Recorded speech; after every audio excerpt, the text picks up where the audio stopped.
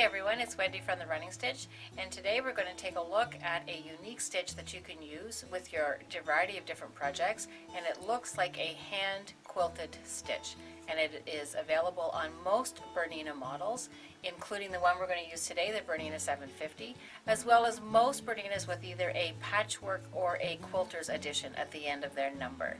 So I'm going to take a look at the cards here on the side to show you two other machine numbers that have this similar stitch, and then we'll look at it on the 750.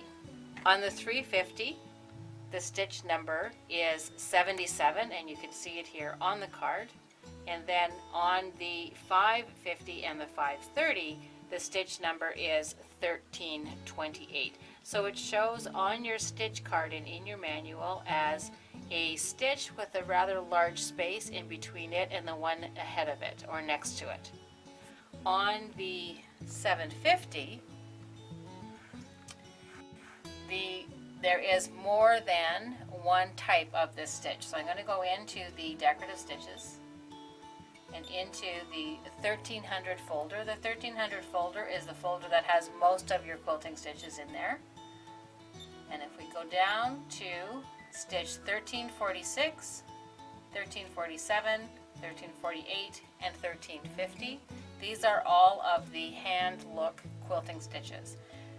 6 stitches per inch, 8 stitches per inch, 10 stitches per inch, and then for a real organic look we have an irregular number. If you take a look at the sample that I have here on the machine, you will see what the stitch looks like.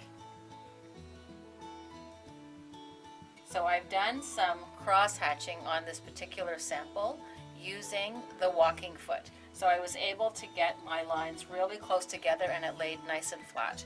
And you can see where it looks like the stitches were created by hand. The stitch is actually a combination of 2 stitches together on the top, and to make this work it is absolutely imperative that you load the top thread with a monofilament.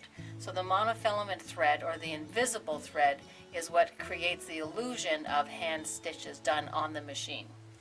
So here you can see where you can see the colored thread on top. There's actually a stitch between the two of them that you can't see because it is using the invisible thread or the monofilament thread.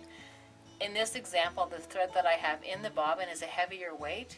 It is a Superior Magnifico 40 weight thread, and the idea is to create enough tension on the machine that it really pulls that bobbin thread up to create that stitch. If we take a look at the information screen, once I select the stitch, we will go into the information screen, and I'm going to make some adjustments to the tension. I've already done some testing, as you can see here on this sample. So what I'm going to do is I already know for this particular thread combination that works best, or the look that I want to achieve, I need to increase my tension all the way up to number 8. So I'm going to select the tension, and then I'm just going to move it all the way up to 8.0. Don't be afraid to play with the tension, it's going to be just fine. You can create a number of different looks depending on the feet that you use in your particular application. The cross hatching that I did initially, I did with the walking foot because the stitching lines were close together and going in opposite directions and crossing over each other. I can use the dual feed foot on the Bernina 750, and I can also create some curved lines using this stitch, maybe even some echo quilting using the roller foot. So we'll look at 2 examples with these 2 feet today. This technique is one that you are going to do with the feed dogs up. It is not a free motion technique. So you want to make sure that your feed dogs are up and that the thread is loaded and ready to go. Like any quilting stitch, I'm going to start by bringing up the bobbin thread. So I'm just going to needle down, we'll needle back up and lift up the foot, and and then I'll pull both of these threads in underneath. Unlike quilting with the walking foot, I'm not going to be able to do a series of little stitches at the beginning and at the end in this particular instance, so I'll have to come back and bury those threads later. Okay, so I had the thread behind me so it's out of the way, and we're just going to start stitching. If you take a look at the machine, you will see where the feed dogs are moving the stitch forward and back and allowing that bobbin thread to be pulled right up to the top.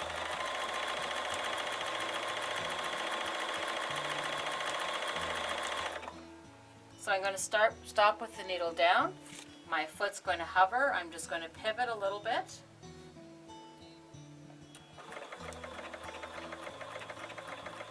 Continue with a few stitches. And then I'm going to turn around again, and I'll just keep going around in a little bit of a spiral.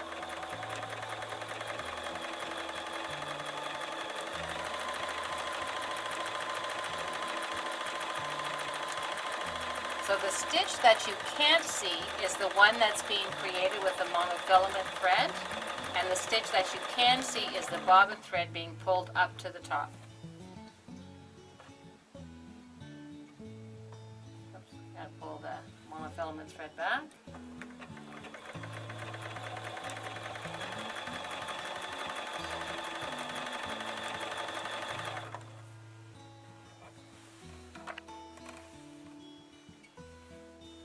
I'll just come down this side so you can see how nice and flat.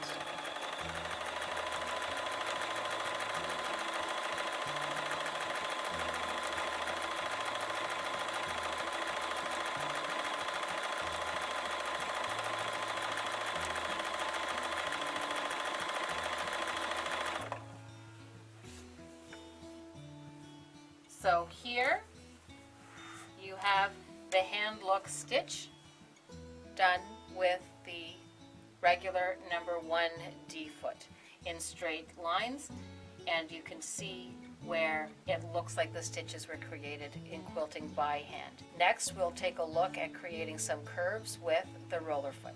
The roller foot number 55 is like an all-terrain vehicle for your quilting.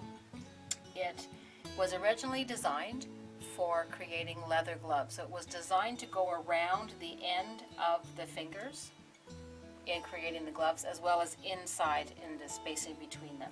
So we can use this to our advantage with the quilting. With the feed dogs up, you can create some curved lines fairly easily and without having to do the free motion. So using that in combination with this HandLook stitch, you can get some really interesting ideas for your quilt projects. So I'm going to make a couple of other adjustments before we get started here with this particular stitch.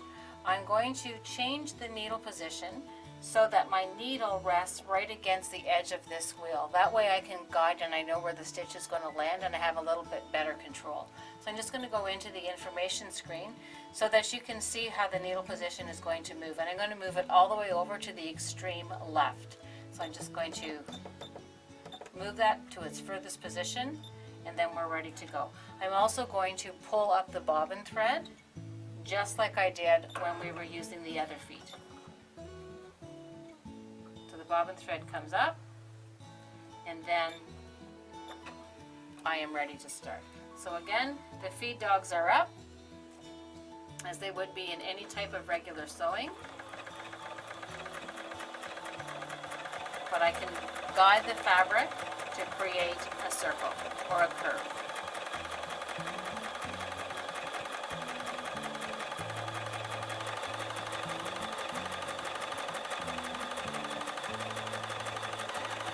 This works really great for echo quilting.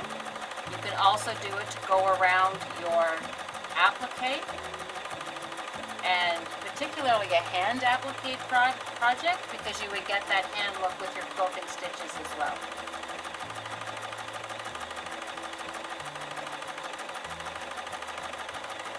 Another thing you can do, depending on the size of your quilting project, you could also use this foot and this stitch combination with your circular attachment on the machine, and that would give you a complete circle all the way around, and then you can have them one above the other.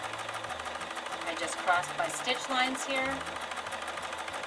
it stays nice and flat and doesn't pucker or give me a little bit of a pinch. So I'll just spin this around one more time.